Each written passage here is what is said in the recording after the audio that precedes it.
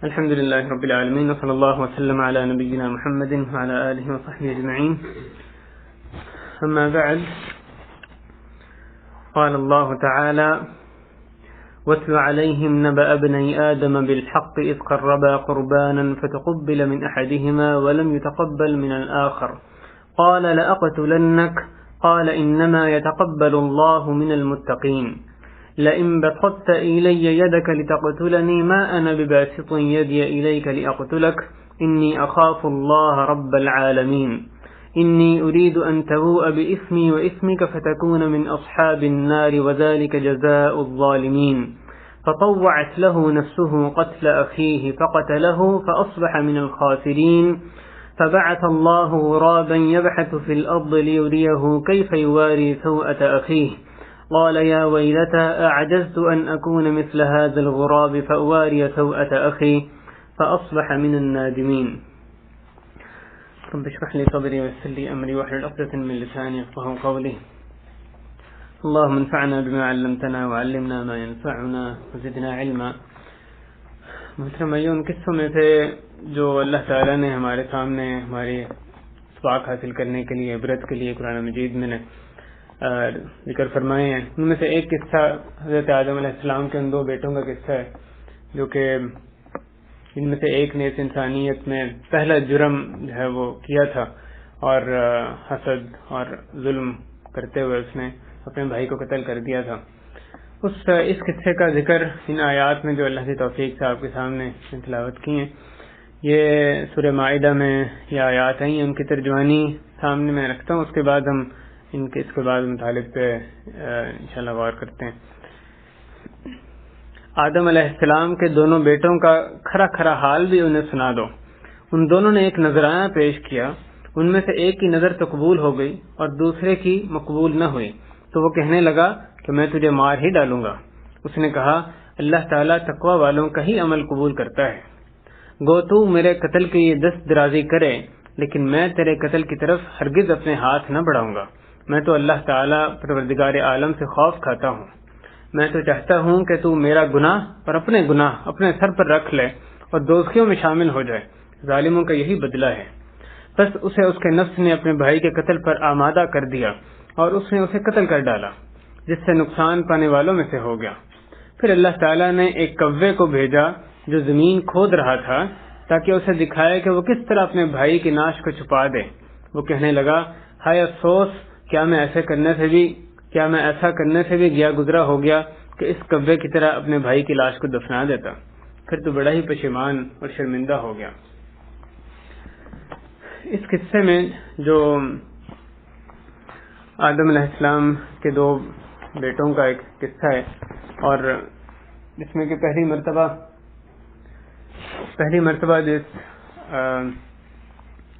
جہاں سے خیر اور شر کی جو کشمکش شروع ہوئی اور حق اور باطل کے درمیان یہ جنگ شروع ہوئی، اس کا تذکرہ ہے. پہلا جرم جو اس روئے زمین پر کیا گیا، پہلی معصیت جس کا ہمیں تذکرہ ملتا ہے، جو اس انسانیت میں جو کہ رونما ہوئی، اس کا اس قصے میں تذکرہ ہے.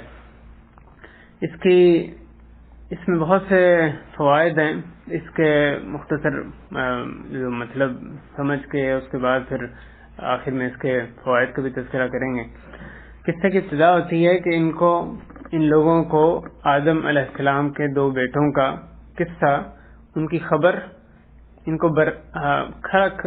خبر کھری کھری سنا دو، برحق سنا دو، بالحق. یہ جو ابنی آدم کے دو بیٹے، یہ کون تھے؟ یعنی کیا یہ ان کے صلبی بیٹے تھے یا کوئی اور تھے؟ تو اس بارے میں جمہور علماء، جمہور مفسرین اسی بات پر ہی ہیں کہ یہ ان کے صلبی بیٹے تھے، یعنی براہ راست آدم علیہ السلام کے بیٹے تھے. ان کے والد آدم علیہ السلام تھے. اور ایک قول جو کہا جاتا ہے کہ یہ بنی اسرائیل میں سے کوئی دو شخص تھے، وہ نہایت ضعیف اور بعید قول ہے. صحیح بات یہی ہے کہ یہ دونوں آدم علیہ السلام کے براہ راست صلبی بیٹے تھے، اور اسی کی قرآن و حدیث سے تائید ہوتی ہے.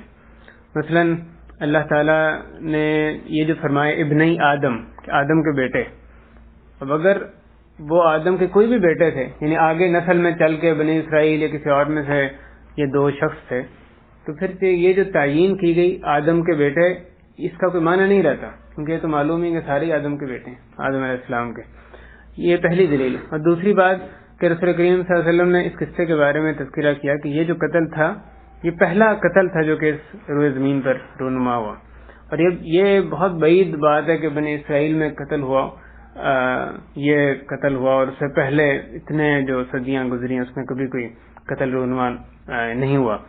اور پھر بہت جو اس کی ایک مضبوط دلیل ہے وہ یہ کہ اس قصے میں تذکرہ ہے کہ کوے نے آ کے ان کو دفن کرنا سکھایا، اس قاتل کو دفن کرنا کوے نے سکھایا. تو ظاہر ہے یہ دفن کرنا اس وقت تک لوگوں کو نہیں آتا تھا، یعنی اس وقت تک کسی کو دفن نہیں کیا گیا تھا. اگر یہ اتنی دیر بعد کا کوئی تذکرہ ہوتا تو پھر یہ لازماً دفن کرنا ایک معروف بات ہوتی، جبکہ اس نے وہ کوے سیکھا کہ اس نے اپنے بھائی کی نعش کو کیا کرے. لہٰذا برحق بات یہی ہے جو کہ یعنی جمہور علماء کا بھی قول ہے کہ یہ آدم علیہ السلام کے صلبی 2 بیٹے تھے.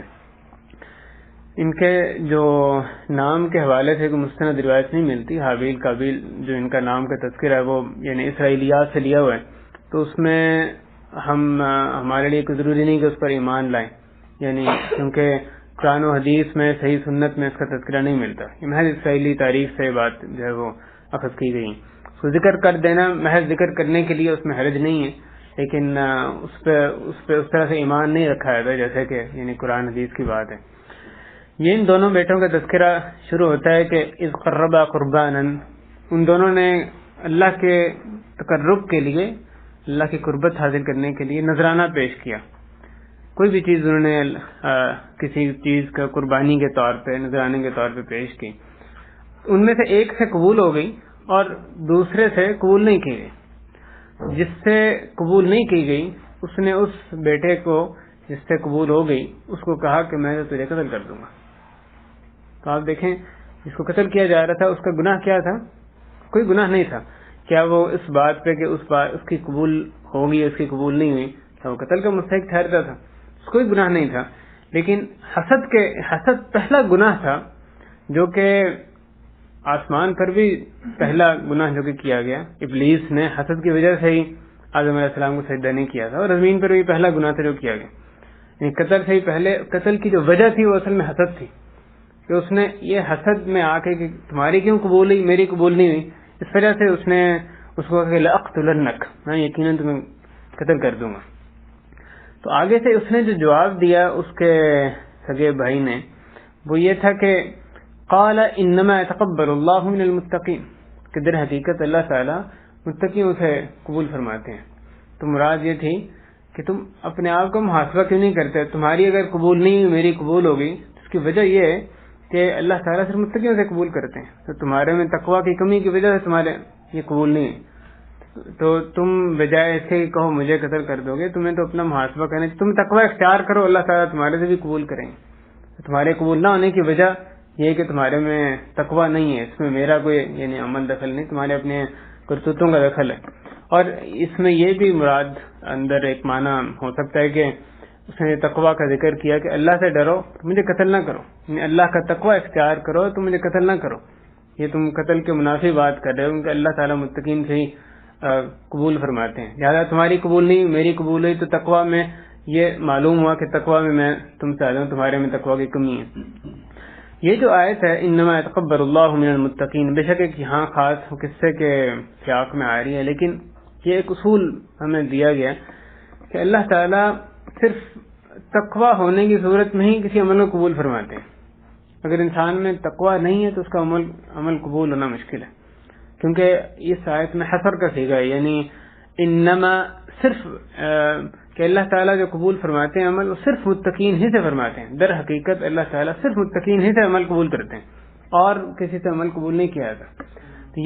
یہ معنی اسلاف سے بھی ثابت ہے. حضرت عامر بن عبداللہ رحمہ اللہ جب ان کی وفات کا وقت قریب تھا تو وہ شدید رونے لگے. ان کو کہا ان سے پوچھا گیا تو انہوں نے کہا کہ اللہ کی ایک کتاب میں ایک آیت ہے اس کی وجہ سے رونا آتا ہے، انما يتقبل اللہ من المتقین، کہ اللہ تعالیٰ متقیوں سے ہی عمل قبول فرماتے ہیں. اب پتہ نہیں میں نے جو ساری زندگی عمل کیا اور اب لگ رہا ہے کہ موت قریب آ گئی ہے، تو اللہ جانے کہ میں متقین میں سے تھا کہ نہیں کہ سارے عمل قبول میرے ہوئے یا مردود ہو گئے.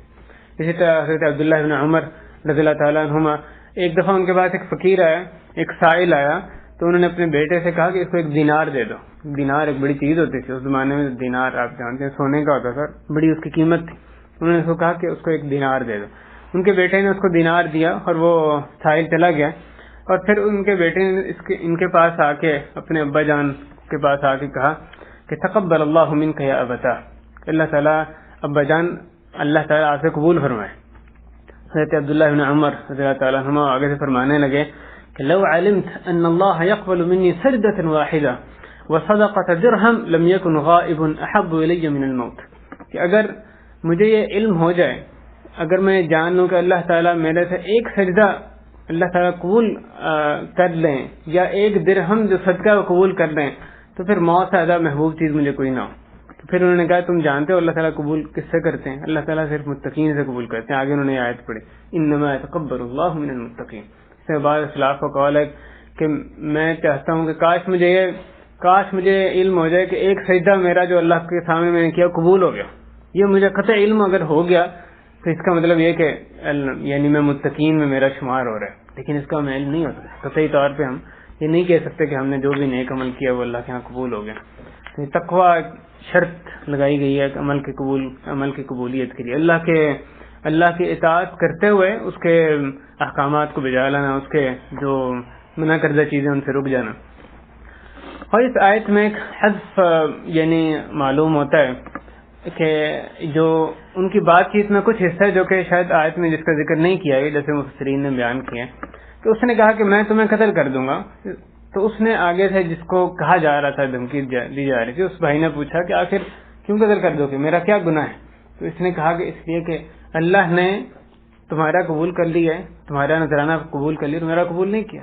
تو پھر اس نے کہا کہ انما يتقبل اللہ من المتقین، کہ اس میں میں قتل کا مستحق تو نہیں ٹھہرتا، دراصل اللہ تعالیٰ متقین سے قبول کرتے ہیں، اس لیے میرا قبول ہو گیا، تمہارا قبول نہیں ہوا، تمہیں اپنا محاسبہ کرنا چاہیے.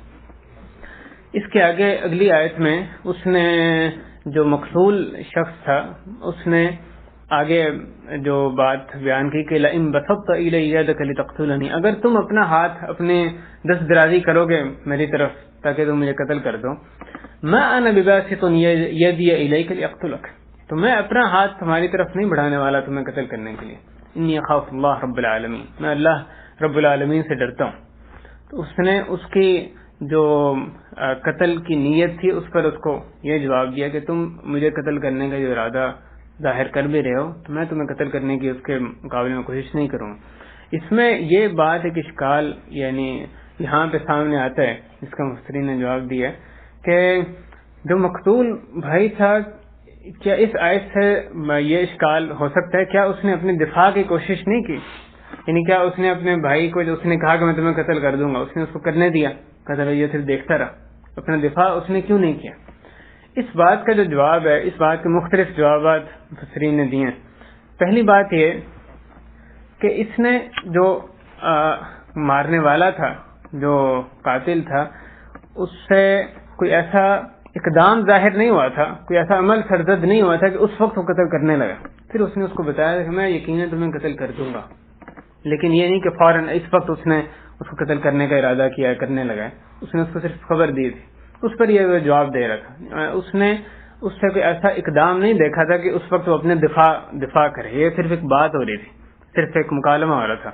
اور جیسے ان روایات میں آتا ہے کہ اس نے اس کو سوئے ہوئے اس کے سر پر پتھر مار کے اس کو قتل کیا، تو اس کو اپنے دفاع کا موقع ہی نہیں ملا. دراصل اس نے یہ کہہ کے یہ جو جواب دے کے اس کا معنی یہ نہیں تھا کہ میں اپنا دفاع نہیں کروں گا، بلکہ یعنی اس سے یہ پتہ نہیں چلتا کہ اس نے دفاع نہیں کیا، کیونکہ اصل میں دفاع کا اس کو موقع ہی نہیں ملا. اس نے اس کو عملی اقدام اس وقت نہیں کیا تھا، اس کے بھائی نے صرف بات کہی تھی. دوسرا جواب اس میں دیا علماء نے دیا ہے کہ اس کا یہ کہنا کہ میں اپنا ہاتھ نہیں بڑھاؤں گا تمہیں قتل کرنے کے لیے، مراد یہ کہ میں اپنا ہاتھ میں قتل کرنے کے لیے نہیں بڑھاؤں گا، دفاع کرنے کے لیے بڑھا سکتا ہوں.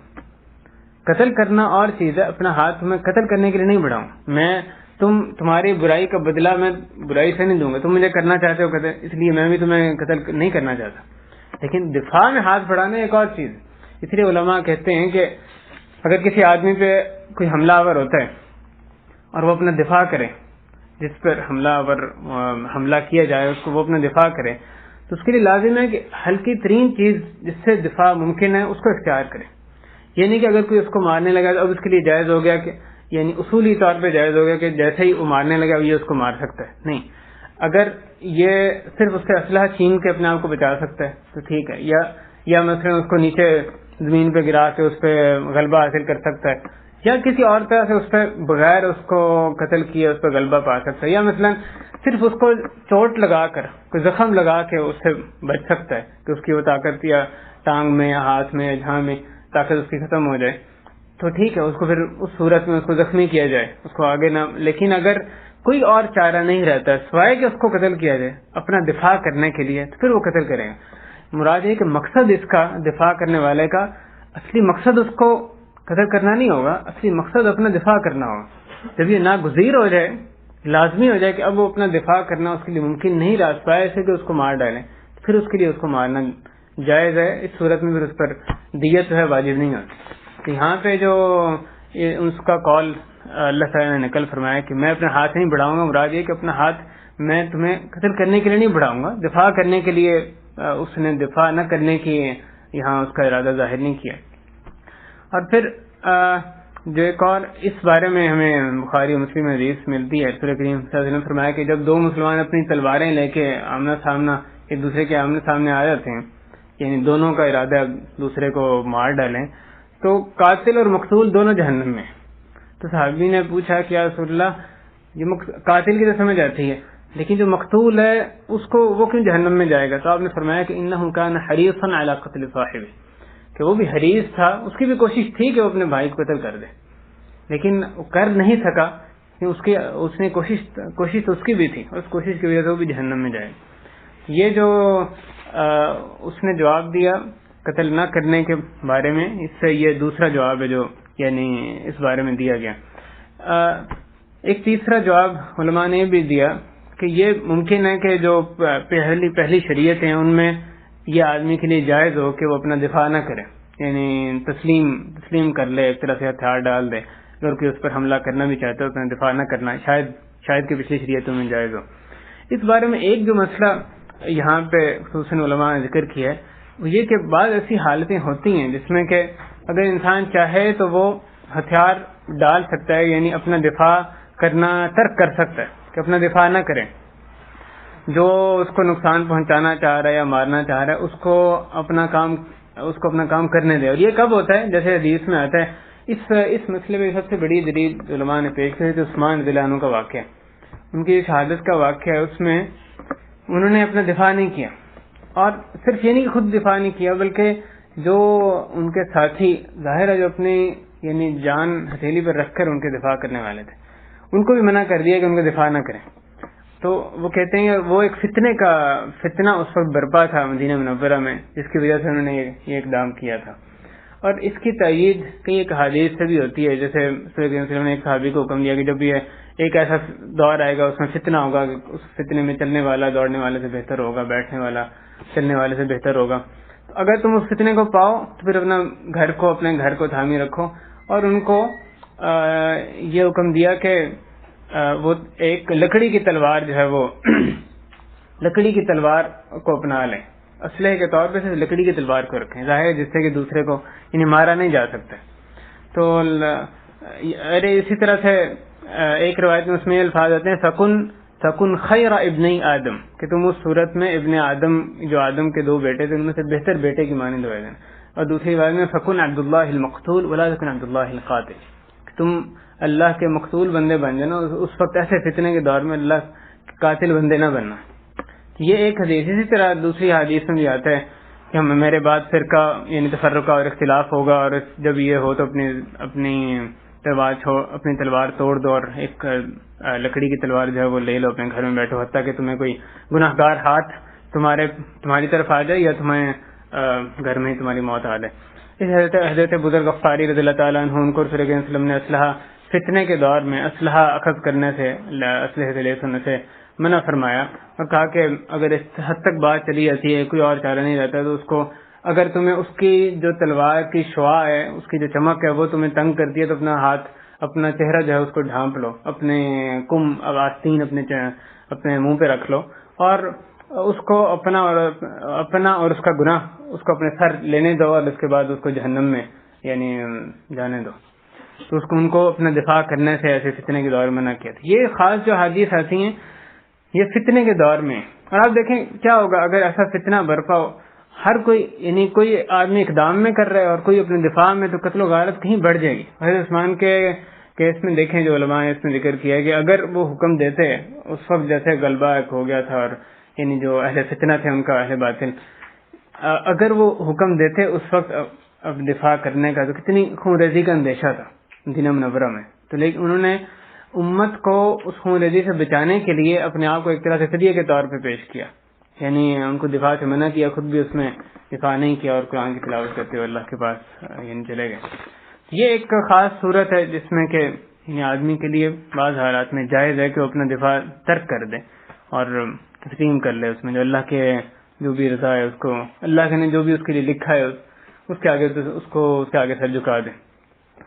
اس کے آگے جو اس کے بھائی نے ایک اور بات کہی, انی ارید ان تبو باسمی و اسمک, میں چاہتا ہوں کہ تم میرا گناہ اور اپنے گناہ اپنے سر لے لو اور تم جہنم والوں میں سے ہو جاؤ, آگ والوں میں سے ہو جاؤ, اور یہی ظالموں کی جزا ہوتی ہے. اس آیت میں اس نے یہ جو بات کہی کہ میرا گناہ اور اپنے گناہ میں چاہتا ہوں اپنے سر لے لو, اس سے کیا مراد ہے؟ اس میں دو معنی مفسرین نے بیان کیے ہیں. پہلا مطلب یہ کہ یہ گناہ, میرا گناہ یعنی مجھے قتل کرنے کا جو گناہ ہے, اور اپنے گناہ یعنی اپنے جو دیگر گناہ ہیں جو بھی اس سے پہلے تم نے کیا یا آئندہ کرو گے, اپنے دیگر گناہ, تو میرے قتل کرنے کا گناہ اور اپنے دیگر گناہ ہو اپنے سر, وہ تمہارے سر جائیں اور تم اس کی بدولت آگ میں چلے جاؤ. اور دوسرا معنی یہ بیان کیا کہ تم کیونکہ مجھے ظالمانہ قتل کر رہے ہو, میں مظلوم ہوں, تو اس لیے قیامت کے دن میرے گناہ جو تم پر لادے جائیں گے.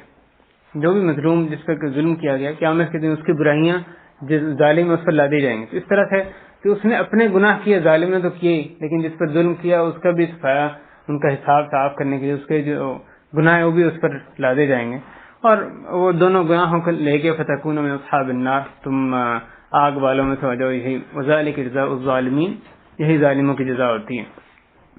یہ اس نے ساری جو یعنی آگے سے اس کو اپنا جواب دیا جو مقتول بھائی تھا اس نے. اس کے بعد اللہ تعالیٰ فرما رہے ہیں فطوعت له نفسه قتل اخیہ, اس کے نفس نے اس کے لیے اس بات کو, اس کے نفس نے اس کو اس بات پر آمادہ کر دیا کہ اپنے بھائی کو قتل کر دے. قاتل کے جو نفس تھا جس کی قربانی قبول نہیں ہوئی تھی, اس کے نفس نے اس کو اکسایا, اس برائی کو مزین کر دیا, اس کو اس بات پر آمادہ کر دیا کہ وہ اس کو قتل کر دے. اگر اس نے اس کو قتل کر دیا, اس کے جو نفس امارہ بالسوء تھا اس کے باتوں میں آ کے, جو برائیوں کا حکم دینے والا نفس ہے اس کی باتوں میں آ کے اس نے اس کو مار ڈالا اور اس نے اس کو قتل کر دیا. فاصبح من الخاسرین, اور وہ خساروں والوں میں سے, عظیم خسارہ اٹھانے والوں میں سے ہو گیا. اس خسارے کا حدیث میں تذکرہ آتا ہے کہ رسول کریم صلی اللہ علیہ وسلم فرمایا, بخاری مسلم میں حدیث ہے, لا تقتل نفس ظلما الا كان على ابن آدم الاول كفل من دمها لأنه اول من سن القتل, کہ بنی آدم کوئی نفس ظالمانہ قتل نہیں ہوتا سوائے کہ اس کے خون کا جو بار ہے وہ ابن آدم, وہ آدم کے جو پہلے بیٹے اس پر بھی جاتا ہے.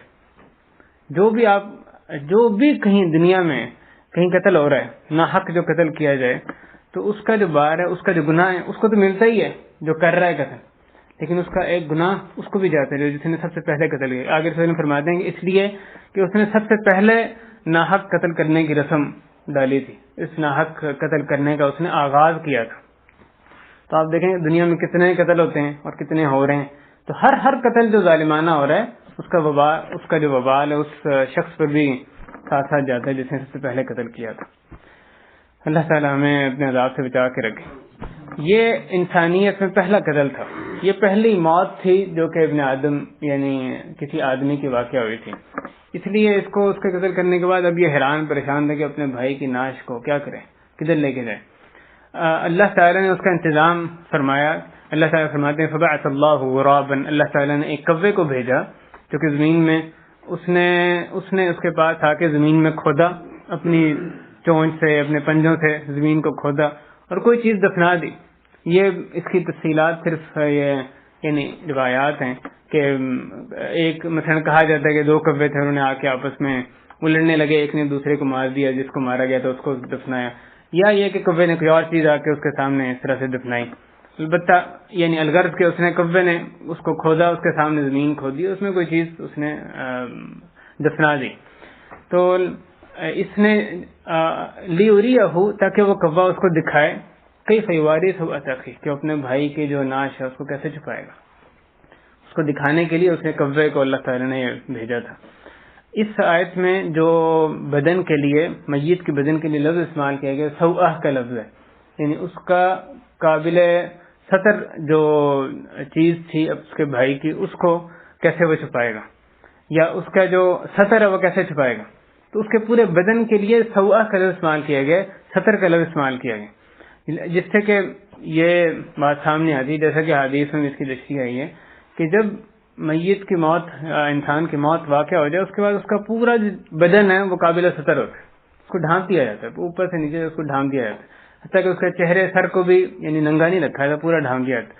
اگر کسی نے اس کے چہرے پہ یا اس کے سر پہ بوسہ دینا ہے تو اس کی اجازت ہے، اس کے چادر کو ہٹا کے، پھر کپڑے کو ہٹا کے صرف بوسہ دے کے، لیکن پھر اس واپس پلٹا دیا جاتا ہے. تو اصول یہی ہے کہ جیسے ہی کسی انسان کی موت واقع ہوتی ہے اس کو مکمل طور پہ اس کو ڈھانپ دیا جاتا ہے، کیونکہ اس وقت مرنے کے بعد اس کا پورا جو ہے وہ یعنی پردہ پوشی کے لائق اس کا جو جسم ہے، جس میں انسان کی تکریم ہے، اصل میں جو مرنے والا اس کی تکریم ہے. اگر ممکن ہے اس کے جسم سے ایسی چیز کوئی ظاہر ہو سکتی ہے جو کہ یعنی انسان کو کی طبیعت میں جو ناگوار گزرے، حال اس کی تکریم ہے کہ اس کو ڈھانپ دیا جاتا ہے.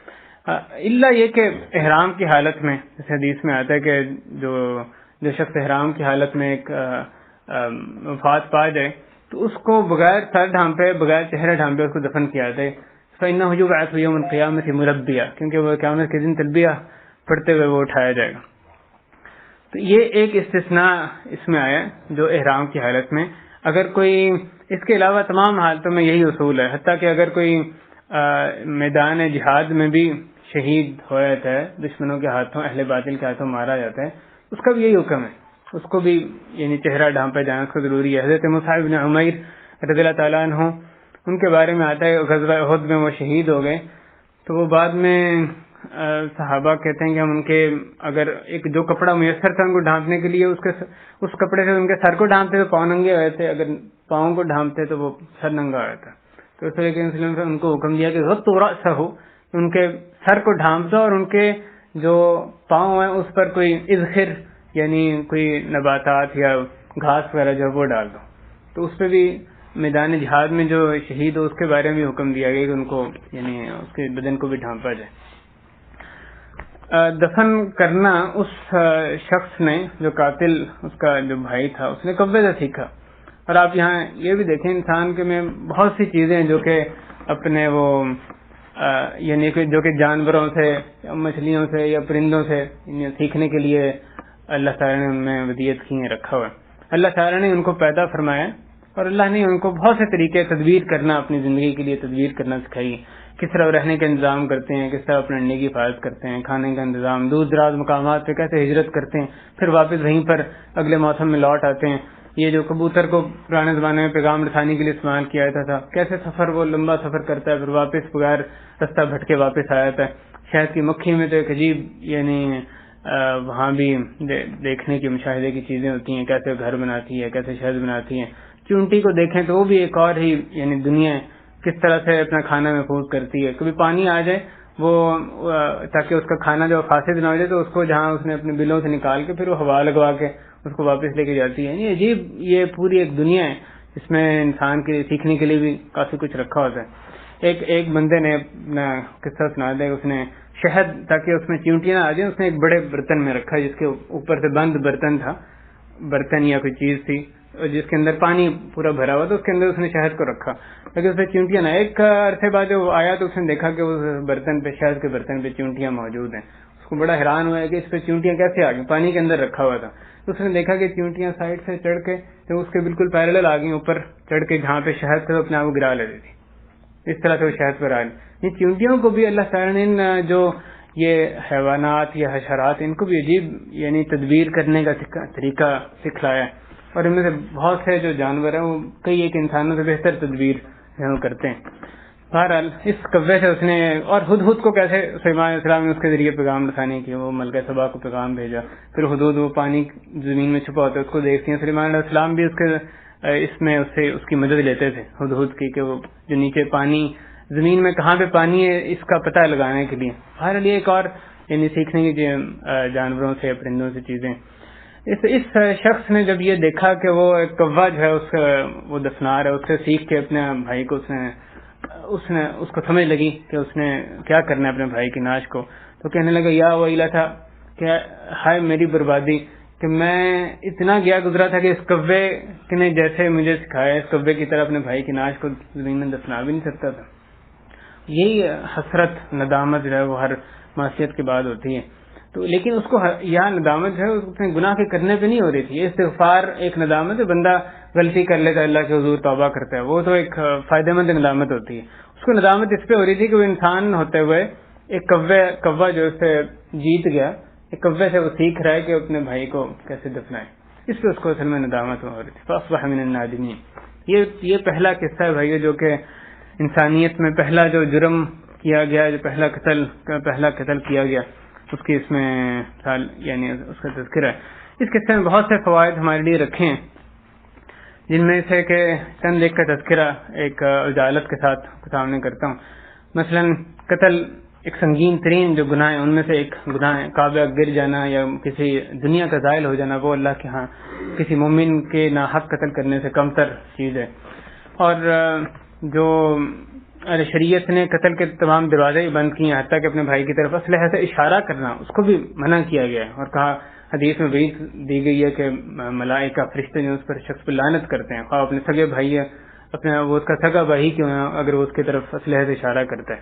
تو رسول اللہ صلی اللہ علیہ وسلم فرماتے ہیں کہ یہ نہ ہو کہ کہیں شیطان اس کے ہاتھ میں آ کے اس کا ہاتھ ہلا دے کہ وہ اس کو یعنی اصلی شروع میں صرف اشارہ کرے، لیکن پھر اس کا شیطان اس کے پاس آ جائے اور اس کو مار ڈالے اور جہنم کے گڑھوں میں سے جہنم کے گڑھے میں گر جائے. ظلم اور زیادتی کا انجام ہمیشہ برا ہی ہوتا ہے. حضرت ابن عباس فرماتے ہیں کہ حتیٰ کہ ایک پہاڑ بھی دوسرے پہاڑ پر اگر زیادتی کرے تو اللہ تعالیٰ وہ زیادتی کرنے والے پہاڑ کو رضا رضا فرما دیں گے. بدعت کی قباحت بھی سے پتہ چلتی ہے کہ کوئی شخص جس نے کسی بدعت کا یا کسی بھی گمراہی کا آغاز کیا تو جتنے اشخاص اس کے پیچھے لگے ان سب کا وبال، سب کی جو گناہ ہے اس کا سر جائے گا. تو انسان کو اس میں بڑے ہوشیار رہنے کی ضرورت ہے. حسد کی قباحت کس درجے تک انسان کو لے جاتا ہے. حسد ہی اصل میں وجہ تھی جس کی وجہ سے اس نے اپنے بھائی کو قتل کیا تھا. اللہ تعالیٰ کا تقرب حاصل کرنا، اس کی اہمیت، اور جب انسان کوئی نیکی کا کام کرے، اللہ کا تقرب حاصل کرے، کوئی نذرانہ پیش کرے، تو وہ اس بات سے ڈرتا رہے کہ اللہ تعالیٰ اس کو مردود نہ فرما دیں، کہیں وہ اس کا عمل غیر مقبول نہ ٹھہرے.